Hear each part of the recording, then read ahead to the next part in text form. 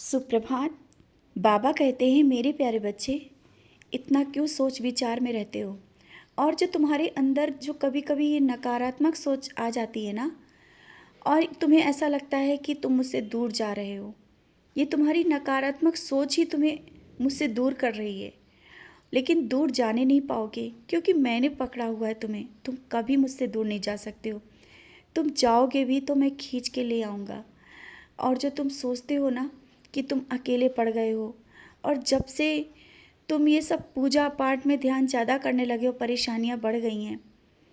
बच्चे, परेशानियाँ तो बढ़ गई हैं क्योंकि सच्चाई का तुमने रास्ता पकड़ा हुआ है।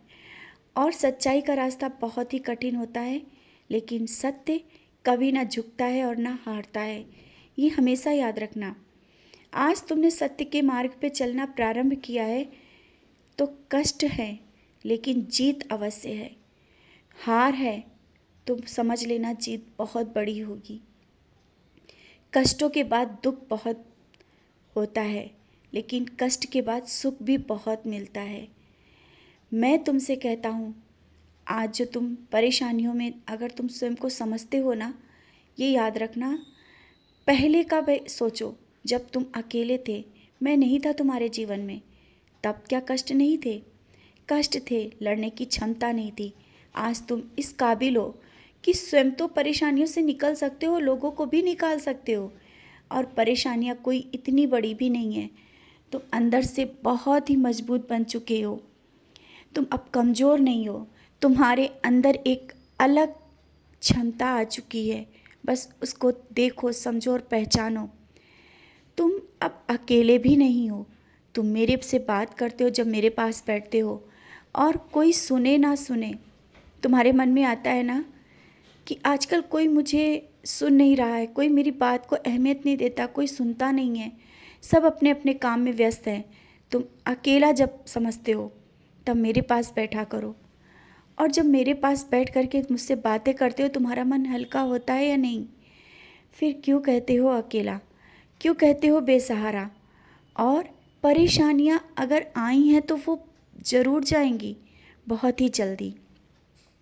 हाँ, तुम जिस तरह से स्वयं अपने लिए कभी कुछ नहीं करते हो, दूसरों का भला करते रहते हो, दूसरों के लिए सोचते हो, चाहे किसी ने कुछ भी तुम्हारे लिए कहा हो, उन सबको भुला करके तुम उनको गले से लगाते हो और उनकी मदद करते हो। यही तुम्हारी अच्छाई, यही तुम्हारी खूबी सबसे अलग तुमको बनाती है।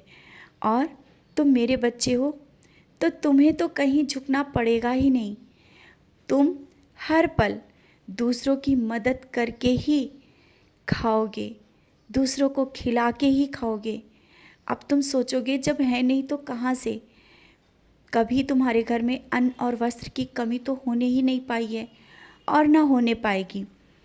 जो आगे उन्नति का रास्ता अभी थोड़ी रुकावटें हैं, वो भी खुल जाएंगी। और वो ज़्यादा समय नहीं है, कुछ ही महीनों में। आने वाला महीना तुम्हारे लिए बहुत ही अच्छा है। तुम्हारे जो रुके हुए कार्य है, जिसमें तुम्हें सफलता नहीं मिल पा रही है, बार बार नाकामी मिल रही है, आने वाले महीने में तुम्हारा हर एक कार्य सफलता की ओर बढ़ता चला जाएगा।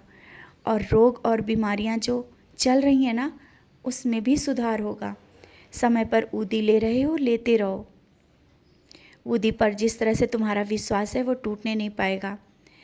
तुम ऊदी जिस तरह से विश्वास के साथ अपने माथे पे लगा लेते हो और खाते हो और अपनी बीमारी के लिए मुझसे बोलते हो ना, मैं सुन रहा हूँ। ऐसा नहीं कि नहीं सुनता हूँ, मैं सुन रहा हूँ। कोई बड़ी बीमारी नहीं है। छोटी बीमारी को लेकर के तुम बड़ा बीमारी सोच करके परेशान हो कि कहीं ऐसा तो नहीं कि इतनी बड़ी बीमारी आ जाए। कुछ भी नहीं है तुम्हें। तुम मेरे बच्चे हो, और कभी कोई बड़ी बीमारी आ ही नहीं सकती, कोई बड़ा संकट आ ही नहीं सकता। समझ रहे हो ना? अपने मन के विचारों को दूर करो, सकारात्मक सोचो, अच्छा सोचो। मैं हूँ, और कभी कुछ गलत नहीं हो सकता है, और ना कभी हुआ है। तो अब निश्चिंत रहो, खुश रहो और मुस्कुराते रहो। और हाँ, घर में जो पुस्तकें रखी हैं, ग्रंथ रखे हैं, इतना जमा करके रखने की कोई ज़रूरत नहीं।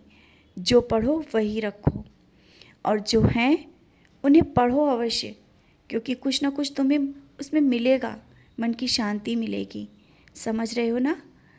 मुस्कुराते रहो, हंसते रहो, सबको खुशियाँ भी बांटते रहो, अपने जीवन के लक्ष्य को प्राप्त करो, सब कुछ तुम्हारे पास हो, यही मेरा आशीर्वाद है। मैं हर पल तुम्हारे साथ हूँ।